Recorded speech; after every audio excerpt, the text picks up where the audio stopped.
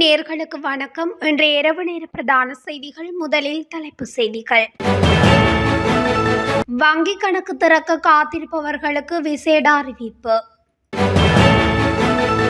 தாயாரை சந்திக்க மருத்துவமனைக்கு ஜனாதிபதி அனுர திடீர் விஜயம், பரபரப்பில் ஊழியர்கள்.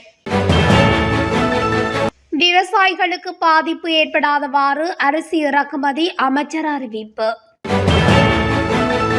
இந்தியா இலங்கை சுதந்திர வர்த்தக உடன்படிக்கையை புதுப்பிக்க இலங்கை விருப்பம். ஜனாதிபதி அனுரகுமாரவை படுகொலை செய்ய முயற்சி. மேல் மாகாணத்தில் விசேட பாதுகாப்பு ஏற்பாடுகள். டெங்கு நோயாளர்களின் எண்ணிக்கை உயர்வு. சடதியாக வீழ்ச்சியடைந்த முட்டை விலை. வேக கட்டுப்பாட்டை இழந்து விபத்துக்குள்ளான பேருந்து, 9 பேர் காயம். தொடர்பான விரிவான செய்திகள். இலங்கையில் எதிர்வரும் காலங்களில் வர்த்தக வங்கி அல்லது நிதி நிறுவனங்களில் ஏதேனும் கணக்கு ஆரம்பிக்க வேண்டுமாயின் ஆட்பதிவு திணைக்களத்தினால் வழங்கப்படும் தேசிய அடையாள அட்டை இலக்கம் கட்டாயம் என இலங்கை மத்திய வங்கி தெரிவித்துள்ளது. தேசிய அடையாள அட்டை இலக்கம் வழங்காமல் ஏதேனும் கணக்கு தொடங்கப்பட்டிருந்தால் கணக்கு வைத்திருப்பவர்கள் தங்கள் தேசிய அடையாள அட்டை எண்ணை இம்மாதம் 31ஆம் தேதிக்கு முன்னதாக அந்தந்த வங்கிகளில் வழங்குமாறு கேட்டுக் கொள்ளப்பட்டுள்ளது. சில கணக்கு வைத்திருப்பவர்கள் தேசிய அடையாள அட்டை இலக்கத்திற்கு பதிலாக வெளிநாட்டு கடவுச்சீட்டு இலக்கம் மற்றும் சாரதி அனுமதி பத்திர இலக்கத்தை வழங்கி வங்கி கணக்குகளை ஆரம்பித்துள்ளதாக இலங்கை மத்திய வங்கி தெரிவித்துள்ளது. எவ்வாறாயினும் இலங்கையர் அல்லாத ஒருவர் செல்லுபடியாகும் வெளிநாட்டு கடவுச்சீட்டு இலக்கத்தை வழங்குவதன் மூலம் வர்த்தக வங்கி அல்லது நிதி நிறுவனத்தில் கணக்கை ஆரம்பிக்க முடியும். வர்த்தக வங்கி அல்லது நிதி நிறுவனம் சரிந்துவிட்டால் இழப்பீடு பெற தேசிய அடையாள அட்டை எண் அவசியம் என மத்திய வங்கி தெரிவித்துள்ளனர். ஜனாதிபதி தனது தாயாரை சந்திப்பதற்காக அனுராதபுரம் போதனா வைத்தியசாலைக்கு சென்றுள்ளார். ஜனாதிபதி அனுரகுமார திசாநாயக்க நேற்று பிற்பகல் அனுராதபுரம் போதனா வைத்தியசாலையில் சிகிச்சை பெற்று வரும் தனது தாயாரை பார்வையிட்டார். எவருக்கும் தெரிவிக்காமல் ஜனாதிபதி தனது தாயாரை பார்க்க சென்றதாகவும் அவரது திடீர் வருகையை வைத்தியசாலை ஊழியர்கள் அறிந்திருக்கவில்லை எனவும் தெரிவிக்கப்படுகிறது. இந்நிலையில் திடீர் வரவால் மருத்துவமனை ஊழியர்கள் பரபரப்படைந்ததாக தெரிவிக்கப்படுகின்றது. ஜனாதிபதியின் தாயார் கடந்த 1 வார காலமாக அனுராதபுரம் போதனா வைத்தியசாலையில் சிகிச்சை பெற்று வருகின்றார். இந்நிலையில் எவ்வித முன்னறிவிப்புமின்றி தனது தாயாரை சந்திக்க ஜனாதிபதி அனுர சென்றுள்ளமை பலருக்கும் வியப்பை ஏற்படுத்தியுள்ளது. உள்நாட்டு விவசாயிகளுக்கு எவ்வித பாதிப்புகளும் ஏற்படாதவாறு அரிசி இறக்குமதி மேற்கொள்ளப்படுகின்றதாக தகவல் வெளியாகியுள்ளது. இந்த விடயத்தினை அமைச்சரவை பேச்சாளரும் சுகாதார மற்றும் வெகுஜன ஊடகத்துறை அமைச்சர் வைத்தியர் நலிந்த ஜேதிச தெரிவித்துள்ளார். அரிசி இறக்குமதி தொடர்பாக ஊடகங்களுக்கு கருத்து தெரிவித்த போதே அவர் இவ்வாறு குறிப்பிட்டுள்ளார். இங்கு தொடர்ந்தும் தெரிவித்த அவர், இலங்கைக்கு தற்போது அரிசி 22,000 மெட்ரிக் டன் இறக்குமதி செய்யப்பட்டுள்ளது. அந்த அரிசியை பகிர்ந்தளிக்கும் நடவடிக்கை தற்போது இடம்பெற்று வருகின்றது. மேலும் 10,000 மெட்ரிக் டன் அரிசி கிடைக்கவுள்ளது. சந்தையின் தேவையை கருத்தில் கொண்டு அரிசி இறக்குமதி கட்டுப்பாடு தளர்த்தப்பட்டுள்ள காலப்பகுதியை நீடிப்பதற்கு அரசாங்கம் தயாராக இருக்கின்றது. உள்நாட்டு விவசாயிகளுக்கு எவ்வித பாதிப்புகளும் ஏற்படாதவாறு அரிசி இறக்குமதி மேற்கொள்ளப்படுகின்றது. இந்த செயற்பாடு சில கட்டுப்பாடுகளுடனே இடம்பெறுகின்றது என நலிந்த ஜேதிச சுட்டிக்காட்டினார்.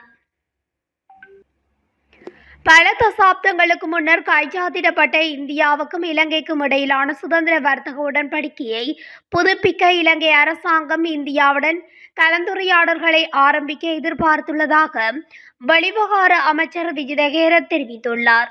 தற்போது சந்தை விரிவடைந்துள்ளதால் இந்தியாவுடனான FTA என்ற இந்த ஒப்பந்தம் புதுப்பிக்கப்பட்டு தொடர வேண்டும் என்று அவர் செய்தியாளர் சந்திப்பில் தெரிவித்துள்ளார். ஜனாதிபதி அனுரகுமார திசாநாயக்க அண்மையில் இந்தியாவுக்கு விஜயம் மேற்கொண்டிருந்த போது இந்த விடயம் தொடர்பில் கலந்துரையாட வேண்டியதன் அவசியத்தை இலங்கை இந்திய அரசாங்கத்தின் கவனத்துக்கு கொண்டு வந்ததாக அமைச்சர் குறிப்பிட்டுள்ளார். இந்த நிலையில் எதிர்க்கட்சிகள் கூறுவது போன்று பொருளாதார மற்றும் தொழில்நுட்ப ஒத்துழைப்பு உடன்படிக்கையில் இலங்கை அரசாங்கம் ETCAவில் கையெழுத்திடவில்லை என்றும் இந்த விவகாரத்தில் மேலும் விவாதங்களை தொடர மட்டுமே ஒப்புக்கொண்டதாகவும் அமைச்சர் குறிப்பிட்டுள்ளார். அதே நேரம் இலங்கையின் 1500 சிவில் ஊழியர்களுக்கு பயிற்சி மற்றும் திறனை மேம்படுத்துவதற்கான புரிந்துணர்வு ஒப்பந்தம் மற்றும் திருத்தத்திற்கான நெறிமுறை ஆகியவை தொடர்பான 2 ஒப்பந்தங்களில் மட்டுமே கையெழுத்திட்டதாக அமைச்சர் ஹேரத் குறிப்பிட்டுள்ளார்.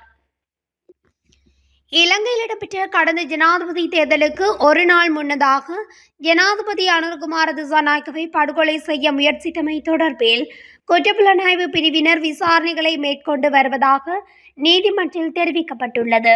இரகசிய போலீஸ் விசேட புலனாய்வு பிரிவினர் நீதிமன்றில் உண்மைகளை அறிக்கை செய்துள்ளனர். சம்பவம் தொடர்பில் கண்டியிலுள்ள முன்னாள் போலீஸ் அதிகாரி ஒருவர் வழங்கிய தகவலின் அடிப்படையில் விசாரணைகள் மேற்கொள்ளப்பட்டு வருவதாக கூறப்படுகின்றது. குறித்த போலீஸ் உத்தியோகத்தரிடம் வாக்குமூலம் பெற்றுள்ளதாகவும் குற்றப்புலனாய்வு பிரிவினர் நீதிமன்றத்தில் அறிவித்துள்ளனர். எதிர்வரும் பண்டிகை காலத்தை முன்னிட்டு மேல் மாகாணத்தில் விசேட பாதுகாப்பு ஏற்பாடுகள் மேற்கொள்ளப்பட்டுள்ளதாக போலீஸ் ஊடக பேச்சாளர் தெரிவித்துள்ளார். அதன் பிரகாரம் மேல் மாகாணத்தின் பாதுகாப்புக்காக 6500 போலீசார் விசேட பாதுகாப்பு கடமைகளில் ஈடுபடுத்தப்படவுள்ளனர். அதற்கு மேலதிகமாக பண்டிகை காலத்தை முன்னிட்டு நாடு முழுவதும் 40,000 போலீசார் விசேட கடமைகளில் ஈடுபடுத்தப்படவுள்ளனர். இவர்களில் புலனாய்வு உத்தியோகத்தர்களும் உள்ளடங்குவதாக தெரிவிக்கப்பட்டுள்ளது. பண்டிகை காலத்தில் எந்தவொரு அசம்பாவிதமும் நடக்காத வகையில் பொதுமக்களுக்கு பாதுகாப்பு வழங்குவது இதன் நோக்கமாகும். இந்த வருடத்தின் இதுவரையான காலப்பகுதியில் 47,599 டெங்கு நோயாளர்கள் பதிவாகியுள்ளனர். மேல் மாகாணத்திலேயே அதிகளவான நோயாளர்கள் பதிவாகியுள்ளதாக தேசிய டெங்கு ஒழிப்பு பிரிவு தெரிவித்துள்ளது. அதன்படி மேல் மாகாணத்தில் 20,519 பேர் பதிவாகியுள்ளனர். அத்துடன் இந்த வருடத்தின் இதுவரையான காலப்பகுதியில் 12,030 டெங்கு நோயாளர்கள் கொழும்பு மாவட்டத்தில் அடையாளம் காணப்பட்டுள்ளனர். இந்த நிலையில் இந்த வருடத்தின் இதுவரையான காலப்பகுதியில் 23 பேர் உயிரிழந்துள்ளதாக சுகாதார அமைச்சு தெரிவித்துள்ளது.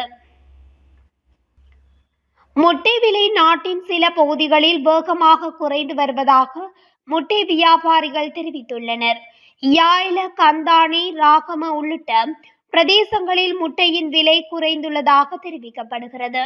இதன்படி முன்னர் 40 ரூபாய் தொடக்கம் 45 ரூபாய் வரையில் விற்பனை செய்யப்பட்ட முட்டை தற்போது 25 ரூபாய் தொடக்கம் 30 ரூபாய் வரையில் விற்பனை செய்யப்படுவதாக வியாபாரிகள் குறிப்பிடுகின்றனர்.